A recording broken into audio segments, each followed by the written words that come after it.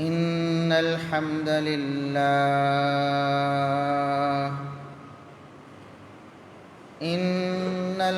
لله نحمده ونستعينه ونستغفره ونعوذ بالله من شرور أنفسنا ومن سيئات أعمالنا. من يهده الله فلا مضل له ومن يضلل فلا هادي له. أشهد أن لا إله إلا الله وحده لا شريك له وأشهد أن محمدًا عبده ورسوله. اللهم صل على محمد وعلى آل محمد كما صليت على إبراهيم وعلى آل إبراهيم إنك حميد مجيد. اللهم بارك على محمد وعلى آل محمد كما باركت على إبراهيم وعلى آل إبراهيم إنك حميد مجيد. أما بعد فيا أيها الناس ألا إن خير الحديث كتاب الله وخير الهدي هدي محمد صلى الله عليه وسلم وشر الأمور محدثاتها وكل محدثة بدعة وكل بدعة ضلالة. أعوذ بالله السميع العليم من الشيطان الرجيم من همزه ونفخه ونفثه. بسم الله الرحمن الرحيم. شهر رمضان الذي أنزل فيه القرآن.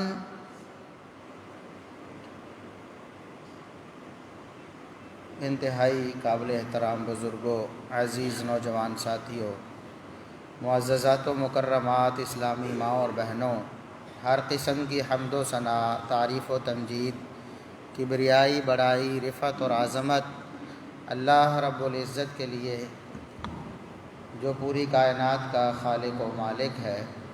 بے شمار لا تعداد بے حد و حساب درود و سلام پیغمبر آخر الزماں، محسن انسانیت، محسن کائنات جناب محمد الرسول اللہ صلی اللہ علیہ وسلم کی ذات اقدس پر. جیسا کہ تمام لوگوں کو، تمام مسلمانوں کو یہ بات معلوم ہے کہ رمضان المبارک کا بہت برکتوں رحمتوں والا مہینہ بہت قریب آ چکا ہے. آج شعبان کی 25 تاریخ ہے. چند دن بعد رمضان المبارک ہمارے اوپر سایہ فگن ہونے والا ہے. مسلمانوں کو چاہیے کہ اس مہینے کے حوالے سے اپنے آپ کو تیار کر لیں، اپنی کمر کس لیں، اپنی پلاننگ کر لیں کہ ہم نے زیادہ سے زیادہ اس مہینے کی رحمتوں اور برکتوں کو سمیٹنا ہے.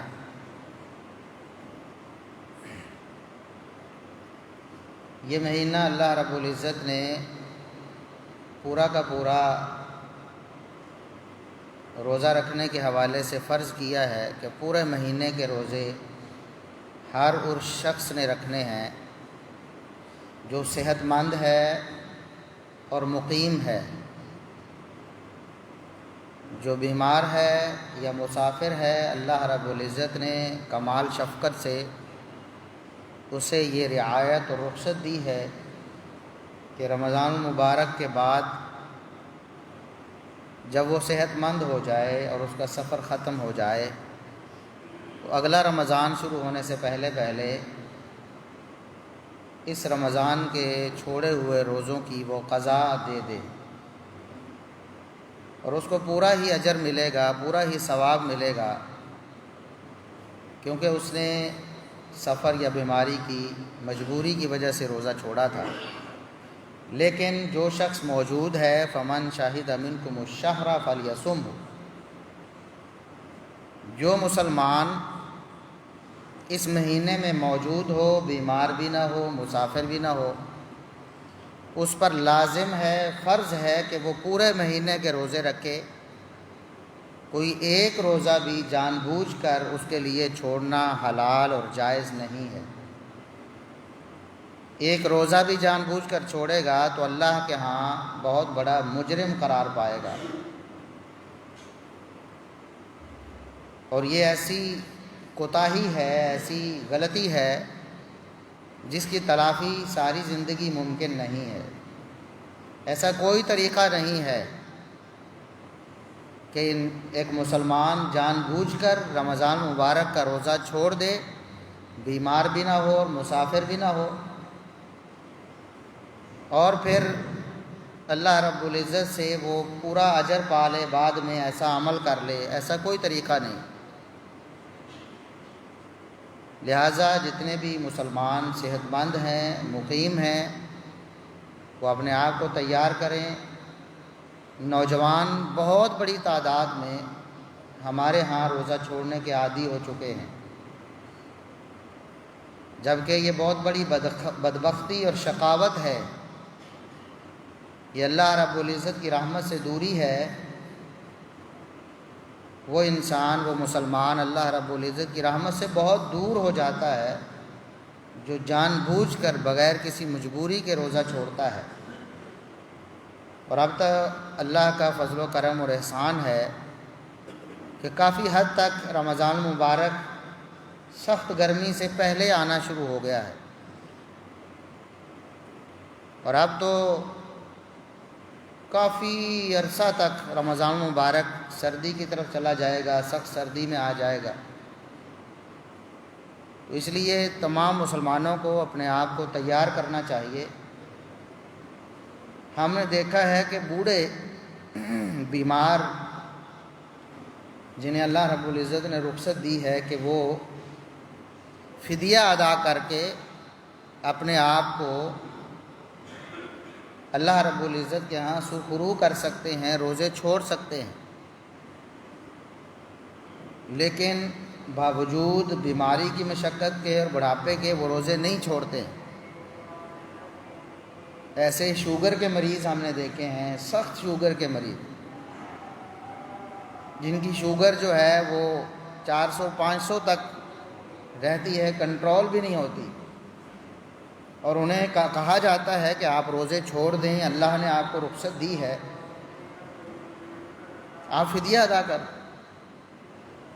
لیکن سخت گرمی میں بھی ہم نے دیکھا ہے کچھ سال پہلے، لیکن وہ روزہ چھوڑنے پر آمادہ نہیں ہوتے تھے، پورے روزے رکھے ہیں انہوں نے۔ اللہ رب العزت نے ان کو بھی ہمت اور طاقت دے دی۔ بچے روزہ رکھتے ہیں شوق سے، باوجود مشقت کے، پیاس کے، بھوک کے وہ روزہ نہیں چھوڑتے ہیں، تو نوجوان اللہ رب العزت کو کیا جواب دیں گے؟ اور محمد الرسول اللہ صلی اللہ علیہ وسلم کے سامنے کیا منہ لے کر جائیں؟ ہٹے کٹے ہیں، روزہ رکھ سکتے ہیں، لیکن فیشن بن گیا ہے نوجوانوں میں کہ روزہ چھوڑتے ہیں۔ جس طرح نماز چھوڑنا فیشن بن گیا، اکثریت بے نماز ہو گئی۔ اسی طرح اکثریت روزے کے حوالے سے بھی کوتاہی کا شکار ہوتی چلی جا رہی ہے۔ تو اللہ رب العزت تمام مسلمانوں کو رمضان المبارک کی رحمتیں اور برکتیں سمیٹنے کی توفیق عطا فرمائے۔ یہ جو مہینہ ہے 30 دن کا یا 29 دن کا، ایام معدودات، اللہ رب العزت نے فرمایا گنتی کے دن ہیں۔ شروع کریں گے تو بس گھٹتے چلے جائیں گے، پہلا عشرہ گزر جائے گا، دوسرا گزر جائے گا، تیسرا گزر جائے گا، پتہ بھی نہیں چلے گا، رمضان المبارک بڑی تیزی سے ہم سے جدا ہو جائے گا۔ اور معلوم نہیں کہ ہم میں سے کون اگلے رمضان تک جی پائے گا، کس کو اللہ رب العزت مہلت اور موقع دیں گے کہ اگلے رمضان تک وہ زندہ رہے۔ تو پھر کیوں نہ ہم اللہ رب العزت کو راضی کر لیں۔ رسول اللہ صلی اللہ علیہ وسلم نے ایک دن ایک ایسی بات ارشاد فرمائی کہ اس کے بعد ایک مسلمان کے لیے جس طرح رمضان المبارک خوشی اور سعادت کا مہینہ ہے، اس کے لیے پریشانی اور فکر مندی کا مہینہ بھی بن گیا۔ آپ صلی اللہ علیہ وسلم نے اس شخص کے لیے بد دعا فرمائی، معروف حدیث ہے، آپ سنتے رہتے ہیں۔ آپ منبر مبارک پر چڑھے تو آمین کہا، پہلی سیڑھی پر، دوسری پر، تیسری پر۔ تو پوچھا گیا کہ اللہ کے رسول، آپ پہلے تو آمین نہیں کہتے تھے، آج کچھ خاص ہوا ہے؟ تو آپ صلی اللہ علیہ وسلم نے فرمایا کہ دراصل جبریل امین تشریف لائے اور انہوں نے دعا کی ہے جو دراصل کہ بد دعا ہے، اور میں نے اس پر آمین کہا ہے۔ اب یہ بات بھی یاد رکھنے کے قابل ہے کہ اللہ رب العزت نے قرآن کریم میں ارشاد فرمایا کہ فرشتے جو ہیں اپنی مرضی سے کچھ بھی نہیں کرتے۔ یہ مرضی اور اختیار کا جو سلسلہ اللہ رب العزت نے صرف انسانوں میں رکھا ہے، کسی فرشتے میں مرضی اور اختیار کا سلسلہ نہیں ہے، یہ انسانوں اور جنوں کے لیے ہے جو مکلف ہیں۔ فرشتوں کے اندر اللہ رب العزت نے ایسا سلسلہ رکھا ہے، ایسا سافٹ ویئر ہے ان کے اندر کہ جو فیڈ کر دیا گیا ہے بس وہی انہوں نے کرنا۔ لا یعصون اللہ ما امرہم ویفعلون ما یؤمرون۔ پہلی بات تو یہ ہے کہ کبھی کوئی فرشتہ اللہ کی نافرمانی نہیں کر سکتا، اللہ نے حکم دیا ہے تو ضرور کرے گا۔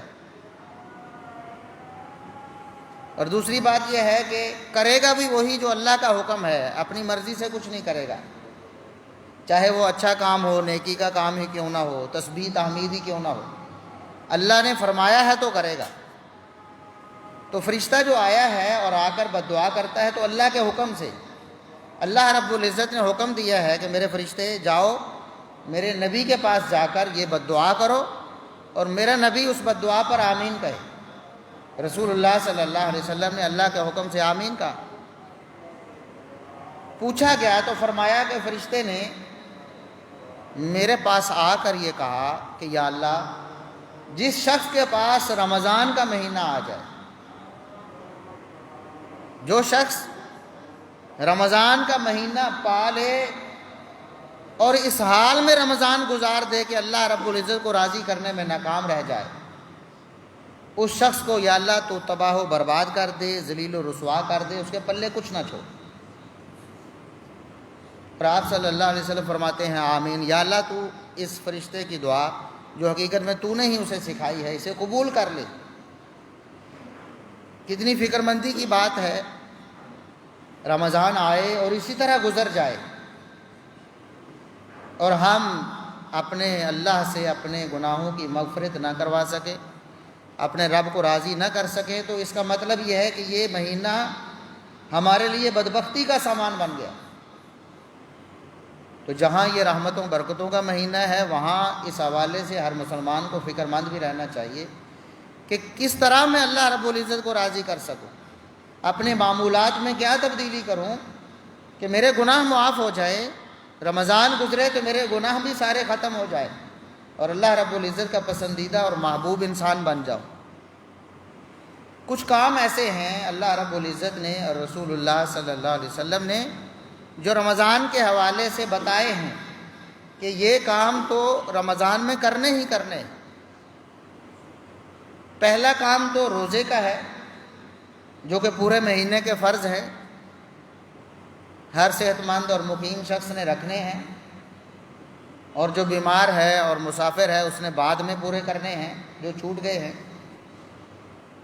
یہ روزہ اللہ رب العزت نے ایک ایسا ہمارے لیے عمل بنایا ہے جس عمل کے بے انتہا فوائد ہیں۔ کچھ فوائد تو آپ سنتے رہتے ہیں اور ہم سمجھتے رہتے ہیں، ہماری سمجھ میں آتے رہتے ہیں۔ آج سائنس بھی ان فوائد پر تبصرہ کرتی ہے اور بتاتی ہے کہ روزے کے یہ فوائد ہیں، اور کچھ ایسے فوائد ہیں جو ہماری سمجھ میں ابھی تک نہیں آئے۔ اللہ رب العزت نے اس روزے میں بے انتہا فوائد رکھے، اور صرف دینی نہیں دنیاوی فوائد بھی، دنیا کے حوالے سے بھی بے شمار فوائد ہیں، آپ کی صحت کے حوالے سے بھی۔ اللہ رب العزت نے اس روزے کو ایک بہت بڑا تریاق بنایا ہے بہت ساری بیماریوں کے لیے، دل کی بیماری ہو، معدے کی بیماری ہو، کتنی بیماریاں ایسی ہیں جن کے حوالے سے آج سائنس یہ کہتی ہے، آج ڈاکٹرز یہ کہتے ہیں کہ آپ نے ان بیماریوں سے بچنا ہے تو آپ کو فاسٹنگ کرنا ہوگی۔ اب وہ تو فاسٹنگ کہتے ہیں کہ خالی رکھنا ہے اپنے معدے کو، اگر وہی معدے کو خالی رکھنا ہم اللہ کی رضا کے لیے کر لیں، نیت اللہ کو راضی کرنے کی ہو جائے، اور وہ حدود و قیود اپنا لیں جو اللہ رب العزت نے اور رسول اللہ صلی اللہ علیہ وسلم نے بتائی ہیں، تو صحت بھی مل جائے گی، دنیا بھی سنور جائے گی اور آخرت بھی سنور جائے گی۔ جسم کی صحت بھی، روح کی صحت بھی، دین بھی مل گیا، دنیا بھی مل گئی، آخرت بھی اللہ رب العزت نے سنوار دی۔ اس میں بہت سارے فوائد ہیں۔ ایک شخص رمضان مبارک کے مہینے کے روزے رکھ لیتا ہے تو وہ سمجھ لیں کہ اس نے ایک بہت بڑا اور بہت مہنگا کورس کر لیا ہے کہ جو وہ لاکھوں کروڑوں دے کر بھی سائنس سے، میڈیکل سے نہیں کر سکتا تھا۔ اللہ رب العزت نے اس کو مفت میں یہ عنایت فرمایا، اور اللہ رب العزت نے انسانوں کی صحت کا بھی، مسلمانوں کی صحت کا بھی خیال رکھا، اور ساتھ ساتھ ایمان بھی اللہ رب العزت چارج کر دیتا ہے۔ لعلکم تتقون، یہ روزے فرض کیے ہیں تاکہ تم تقوی اختیار کرو، تاکہ تم نقصانات سے بچ سکو، تاکہ تم برائیوں سے بچ سکو، تاکہ ہر قسم کی فتنے اور آزمائش سے بچ سکو۔ یہ تقوی جو ہے اللہ رب العزت کو مقصود ہے، اور اللہ رب العزت کی یہ جو کتاب ہے، چونکہ یہ روحانی غذا کے طور پر اتاری گئی ہے، یہ ہماری روحانی ضروریات کو پورا کرنے کے لیے اتاری گئی ہے، اس لیے اللہ رب العزت اس کتاب میں اکثر و بیشتر ہماری روحانی جو غذا ہوتی ہے، ہمارے روحانی فوائد ہوتے ہیں، ان کو ڈسکس کرتے۔ دنیاوی فوائد بھی بے شمار ہیں، لیکن اللہ رب العزت فوکس کرتے ہیں روحانی فوائد کی طرف، کیونکہ انسان اپنی کوشش اور محنت سے دنیاوی فوائد بہت سے حاصل کر لیتا ہے، لیکن روحانی فوائد کے لیے صرف اور صرف وحی الہی ہے جو اس کی رہنمائی کر سکے۔ اللہ رب العزت اور رسول اللہ صلی اللہ علیہ وسلم کی تعلیمات کے علاوہ ایسی کوئی چیز دنیا میں نہیں ہے جو انسان کو روحانیت سکھا سکے یا اس کے باطن کو مضبوط کر سکے اور اس کو صاف اور شفاف کر سکے۔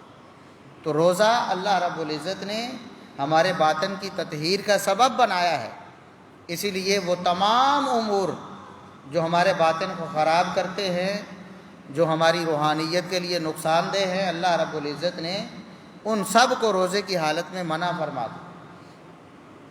حتیٰ کہ کچھ جائز امور ایسے ہیں، کچھ حلال امور ایسے ہیں جو اللہ رب العزت نے روزے کی حالت میں منع کر دیے ہیں۔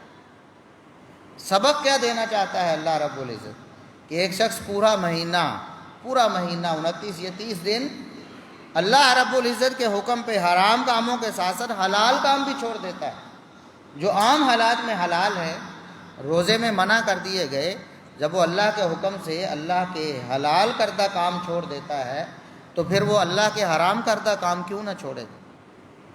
جب وہ روزے کی حالت میں پانی پینا چھوڑ دیتا ہے، جب روزے کی حالت میں کھانا کھانا چھوڑ دیتا ہے جو کہ اس کے حلال اور طیب ہے، روزے کی حالت میں اور جائز امور چھوڑ دیتا ہے جو اللہ رب العزت نے اس کے لیے حلال کیے ہیں، تو کیسے ممکن ہے کہ وہ اللہ رب العزت کے حرام کردہ امور کو بعد میں ان کا ارتکاب کرے یا ان پر عمل کرے یا ان کو استعمال کرے یا انہیں کھائے اور پیے؟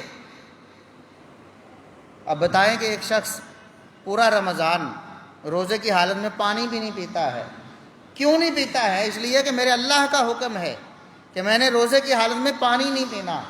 اب بتائیں کہ وہی مسلمان کیا عام حالات میں شراب پیے گا؟ کیوں پیے گا؟ وہی مسلمان پانی چھوڑ رہا ہے اللہ کے حکم سے، شراب کیوں نہ چھوڑے گا؟ جو کہ اس کے دین اور دنیا دونوں کے لیے نقصان دہ، جو اس کے جسم کے لیے، اس کی صحت کے لیے بھی، اس کے ایمان کے لیے بھی نقصان دہ۔ ایک انسان روزے کی حالت میں حلال گوشت چھوڑ دیتا ہے، نہیں کھاتا ہے، وہ کیسے خنزیر کا گوشت کیسے اللہ رب العزت کے حرام کردہ امور میں پڑ جائے گا؟ تو اس لیے یہ روزہ ایک ٹریننگ ہے، یہ اللہ رب العزت کی طرف سے ایک تربیت ہے کہ جو کہ انسان کو پورا سال پھر فائدہ دیتی۔ سال بعد جب اس کے اثرات ماند پڑنا شروع ہوتے ہیں تو اللہ رب العزت دوبارہ سے یہ مہینہ، یہ ٹریننگ عنایت فرما دیتا ہے۔ تو روزہ جو ہے یہ ایک اہم عمل ہے۔ رسول اللہ صلی اللہ علیہ وسلم نے فرمایا من لم يدع قول الزور والعمل به فليس لله حاجة في ان يدع طعامه وشرابه۔ جو شخص روزے کی حالت میں اللہ رب العزت کے منع کردہ کام نہیں چھوڑتا ہے، گناہ کو نہیں چھوڑتا ہے، گناہ کی بات کرنا یا گناہ کی کاموں پر عمل کرنا نہیں چھوڑتا ہے، تو اللہ رب العزت کو اس کے بھوکا پیاسا رہنے کی کوئی ضرورت نہیں۔ اللہ رب العزت کو اس کے بھوکا پیاسا رہنے کی کوئی حاجت تو نہیں ہے۔ اللہ رب العزت تو اس کو پاک بنانا چاہتا تھا، اس کو تقوی عنایت کرنا چاہتا تھا، اس کے باطن کی تطہیر کرنا چاہتا تھا۔ جب وہ روزہ رکھ کر بھی وہی سارے معاملات کر رہا ہے، پھر اللہ رب العزت کو اس کے روزے کی کوئی ضرورت نہیں۔ اس لیے روزہ اپنی تمام شرائط کے ساتھ، اللہ رب العزت کے تمام احکامات کے ساتھ، یہ رمضان مبارک میں کرنے کا پہلا کام ہے۔ اور دوسرا کام جو اللہ رب العزت نے رمضان کے ساتھ جوڑ کر ذکر کیا وہ ہے قرآن۔ شہر رمضان الذی انزل فیہ القرآن۔ اللہ رب العزت نے جہاں رمضان مبارک کے روزوں کی فرضیت کا ذکر کیا، اگلی ہی آیت میں اللہ رب العزت نے یہ فرمایا شہر رمضان الذی انزل فیہ القرآن، یہ رمضان ہی کا تو مہینہ تھا جس میں اللہ رب العزت کی طرف سے قرآن نازل کیا۔ ہدی للناس وبینات من الہدی والفرقان، یہ لوگوں کے لیے ہدایت بھی ہے، لوگوں کے لیے واضح دلیل بھی ہے، حق اور باطل میں فرق کرنے والی کتاب بھی ہے۔ لہٰذا اس کتاب کو، اس قرآن کو رمضان کے ساتھ خاص مناسبت ہے۔ یہ کتاب اللہ رب العزت نے جو ہمارا دستور اور منشور بنایا ہے، ہمارا زندگی گزارنے کا پورا سلیبس ہے، یہ اللہ رب العزت نے رمضان کے ساتھ خاص کر دیا کہ اس کا نزول اللہ رب العزت نے رمضان میں فرمایا۔ تو لہٰذا رمضان مبارک میں قرآن کے ساتھ خاص رشتہ، ویسے تو ہر روز کا معمول ایک مسلمان کا ہونا چاہیے۔ ایک مسلمان قرآن کے بغیر زندہ کیسے رہ سکتا ہے؟ وہ زندگی کیسے بسر کر سکتا ہے؟ اس کو اطمینان اور چین کیسے آ سکتا ہے کہ اللہ کا پیغام ہے، اللہ کی کتاب ہے، میری زندگی میں میری ہدایت اور رہنمائی کے لیے اللہ نے نازل کی ہے، تو میں اس کو سال سال پڑھتا ہی نہیں، کئی سال اس کا مطالعہ ہی نہیں کرتا ہوں؟ ایک مسلمان کے لیے کیسے ممکن ہے؟ لیکن رمضان میں خاص طور پر، رمضان کے دنوں میں بھی اور راتوں میں بھی خاص طور پر قرآن کریم کے ساتھ لو لگائیں، قرآن کریم کو اپنا ساتھی بنائیں، ہر وقت کوشش کریں زیادہ سے زیادہ قرآن کریم کی تلاوت کریں، کیونکہ اللہ رب العزت نے اسے رمضان میں نازل کیا ہے۔ اور رسول اللہ صلی اللہ علیہ وسلم بھی عام حالات میں بھی قرآن کریم کی تلاوت کرتے، لمبے لمبے قیام اللہ رب العزت کے لیے کرتے، اس میں قرآن پڑھتے۔ لیکن رمضان المبارک میں خاص طور پر اللہ رب العزت اپنے فرشتے جبریل کو بھیجتے کہ جبریل جاؤ میرے نبی صلی اللہ علیہ وسلم کے ساتھ دور کر کے آؤ، قرآن کریم سناؤ بھی اور سنو بھی۔ نبی کریم صلی اللہ علیہ وسلم رمضان المبارک میں پورے قرآن کا دور جبریل کے ساتھ ہر سال کیا کرتے، ہر رمضان میں کیا کرتے۔ اور رسول اللہ صلی اللہ علیہ وسلم نے فرمایا من قام رمضان ایمانا واحتسابا غفر له ما تقدم من ذنبه، جو شخص راتوں کو قیام کرتا ہے رمضان میں اللہ کو راضی کرنے کے لیے، اپنے گناہوں کی معافی کے لیے، تو وہ یہ جان لے اللہ رب العزت نے اس کے سارے گناہ پچھلے معاف فرما دیے۔ یہی روزے کے بارے میں فرمایا من صام رمضان ایمانا واحتسابا غفر له ما تقدم من ذنبه، جس نے رمضان مبارک کے روزے اللہ کو راضی کرنے کے لیے، اپنے گناہوں کی بخشش کے لیے رکھ لیے، وہ یہ سمجھ لے، یقین کر لے کہ اللہ رب العزت نے اس کے پچھلے سارے گناہ معاف فرما دیے۔ یہ وہ سعادت ہے جو ایک مسلمان کے لیے حاصل کرنا لازم ہے۔ اگر یہ سعادت حاصل کر لے گا تو کامیاب ہے۔ اگر گناہوں کی معافی اسے نہیں ملی رمضان مبارک میں تو پھر وہ سمجھ لے کہ اللہ کے رسول صلی اللہ علیہ وسلم کی بد دعا کا وہ مستحق بن چکا۔ تو قرآن کریم کی تلاوت کثرت سے کیجیے، کثرت سے قرآن کریم رمضان مبارک میں پڑھیے، دن کو بھی تلاوت کیجیے، رات کو قیام میں سنیے، تراویح کی نماز ادا کیجیے باجماعت۔ جو لوگ حفاظ نہیں ہیں، قراء نہیں ہیں، وہ نماز میں کس طرح لمبی لمبی قرات کر سکتے ہیں، مزے لے لے کر کیسے پڑھ سکتے ہیں؟ ان کے لیے تو یہ ضروری ہے کہ وہ امام کے پیچھے قیام کریں، تراویح پڑھیں، اچھے انداز سے، اچھے تلفظ سے، خوبصورت آواز سے جو قرآن پڑھتے ہیں، تاکہ انہیں قرآن سننے کا مزہ آئے۔ لمبا قیام کریں، امام کے ساتھ بھی کر لیں، ویسے بھی اللہ موقع دے، زیادہ سے زیادہ نفل نوافل کا اہتمام کریں، زیادہ سے زیادہ نفل نوافل رمضان مبارک میں پڑھیں۔ تو قرآن کریم اس کے ساتھ ہی ذکر الہی ہے، اللہ کا ذکر، قرآن بھی اللہ کا ذکر ہے، اور دیگر اذکار بھی ہیں، صبح و شام کے اذکار بھی ہیں، اور کچھ قرآن کریم کی آیات ہیں جن کے بارے میں خصوصی طور پر تعلیم دی گئی ہے کہ ان کا کثرت سے ورد کیا کرو، یہ تمہیں دنیا آخرت میں فائدہ دے۔ مثال کے طور پر رسول اللہ صلی اللہ علیہ وسلم نے فرمایا اقرأوا القرآن فإنه يأتي شفيعا لأصحابه، یہ صحیح مسلم کی حدیث ہے، قرآن پڑھا کرو، قرآن قیامت کے دن اپنے پڑھنے والے کے لیے سفارشی بن کر آئے، اللہ رب العزت سے سفارش کرے گا۔ اسی طرح دوسری حدیث میں رمضان بھی، روزے بھی سفارش کریں گے۔ روزہ کہے گا یا اللہ میں نے سارا دن اس کو روکا کہ یہ کھانے پینے سے رک جائے، حلال کاموں سے، صرف تیرے حکم کے مطابق یہ روزہ رکھ کر تمام ان معاملات سے بچتا رہا جن سے تو نے اور تیرے نبی صلی اللہ علیہ وسلم نے حکم دیا تھا، میں آج سفارشی بن کر آیا ہوں تو اسے معاف فرما دے۔ قرآن بھی سفارش کرے گا، یا اللہ راتوں کی نیندیں میں نے اس کی روک دیں میری خاطر، قرآن پڑھنے کے لیے، قرآن سننے کے لیے یہ جاگتا رہا تجھے راضی کرنے کے لیے، آج میں سفارشی بن کر آیا ہوں، اللہ رب العزت اس کی سفارش قبول فرمائے گا۔ کیونکہ یہ بات طے ہے کہ جو سفارش کرنے آئے گا وہ اللہ کے حکم سے آئے گا۔ من ذا الذی یشفع عندہ الا باذنہ، اللہ کے حکم کے بغیر کوئی سفارش کر ہی نہیں سکے گا۔ کسی میں یہ جرت نہیں ہے کہ اللہ رب العزت کے سامنے سفارش کر سکے الا باذنہ، مگر اللہ کا حکم ہوگا تو۔ اور جس کو اللہ کا حکم ہے کہ تو مجھ سے سفارش کر، اس کی سفارش یقیناً اللہ رب العزت قبول فرما لے۔ قرآن کی سفارش، روزے کی سفارش اللہ کے ہاں مقبول ہوگی۔ تو قرآن پڑھیں، قیامت کے دن سفارشی بن کر آئے۔ اور آپ صلی اللہ علیہ وسلم نے فرمایا سورہ بقرہ اور سورہ آل عمران ان کو پڑھا کرو، یہ ایسی دو روشنیاں ہیں، یہ ایسی قیمتی صورتیں ہیں، قیامت کے دن اللہ رب العزت کے ہاں ایک بندہ حاضر ہوگا، قیامت کے دن حاضر ہوگا، یہ اس کے اوپر سائبان بنی ہوں گی، سائے کی طرح اس کے ساتھ ہوں گی، اس سے جدا نہیں ہوں گی، بادل بن کر اس کے اوپر ہوں گی، یہ اللہ کی رحمت ہے جو اس پر برس رہی ہوگی، اور اللہ رب العزت سے سفارش کریں گے۔ اور دنیا میں کیا فائدہ ہے؟ رسول اللہ صلی اللہ علیہ وسلم نے فرمایا سورہ بقرہ جو ہے ہر قسم کے شیطانی اور جتنے بھی یہ بد اعمال ہیں، انسان جسے جادو کہتا ہے، جسے ٹونا کہتا ہے، جسے طلسم کہتا ہے، جسے ہوائی اثرات کہتا ہے، سارے کے سارے اس صورت کی وجہ سے اللہ رب العزت ختم کر دیتے ہیں۔ فرمایا اس کو گھروں میں پڑھا کرو، یہ تمہارے لیے ضمانت ہے جس گھر میں سورہ بقرہ کی تلاوت ہوتی ہے اس گھر میں کوئی شیطان کوئی جن اثر انداز نہیں ہو سکتا۔ قرآن کریم سے اپنا تعلق جوڑے اور اس کے ساتھ ساتھ صدقہ و خیرات کثرت سے کرے۔